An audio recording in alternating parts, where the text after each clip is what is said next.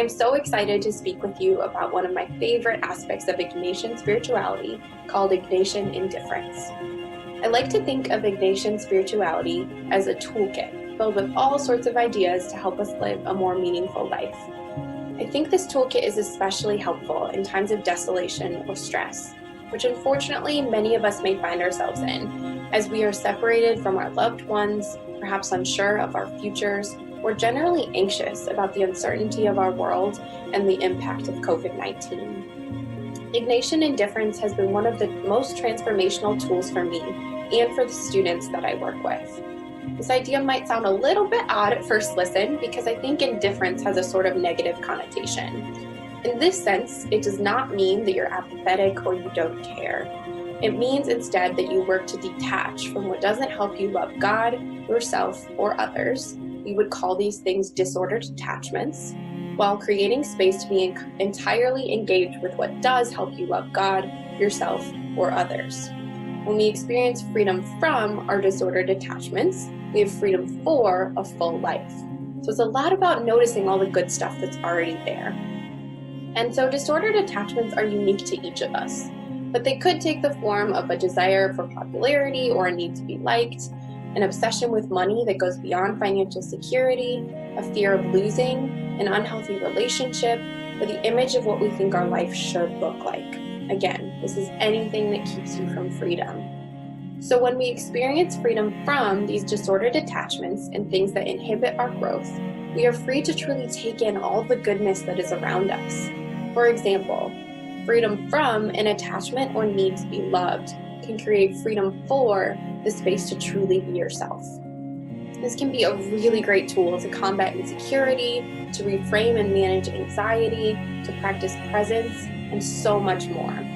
Of all the trainings that we do for retreat leaders, this is the one that I hear them constantly come back to and name as helpful. When they feel themselves getting stuck in their own expectations of how a retreat should go, they'll catch themselves and say that they're trying to practice Ignatian indifference. They're working to let go of their own expectations so they have freedom to be present and aware of all the amazing things happening around them. I think this is so applicable to the current climate that we find ourselves in. I know that I personally have found myself pretty attached to the way that I pictured this past semester and this summer going. I wanted more time in person with the class of 2020, and I expected to be worrying about flower arrangements for my wedding this summer, not worrying about if we'll be able to get married as planned. And there is certainly room to grieve these things. It can be painful to shift and pivot from what we hoped our lives would look like. But if we take a page out of the Retreat Leader or Ignatian Spirituality Handbook and we try to practice Ignatian indifference, where can we detach and find freedom? So yes, I am sad to have missed time with the class of 2020. But if I wallow in that, I'm helping no one. So instead, I'm trying to pivot and think of or participate in creative ways to show seniors our gratitude and appreciation. We moved our senior retreat online. One of my colleagues compiled a beautiful video to graduating seniors, and I can make time for intentional conversations, albeit virtual, with our students about how they are feeling. And yes, I'm anxious and unsure about how our wedding will happen this summer.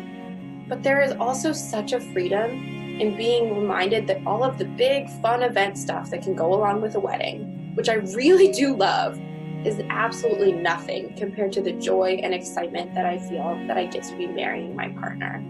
And even if it's just the two of us and an ordained minister in an alley, we will be getting married no matter what. I hope that Ignatian indifference is helpful for you in your own life. And remember, like so many things in life, this is a practice. It takes some time and energy to develop. I know that it has been an incredible practice for me, especially now.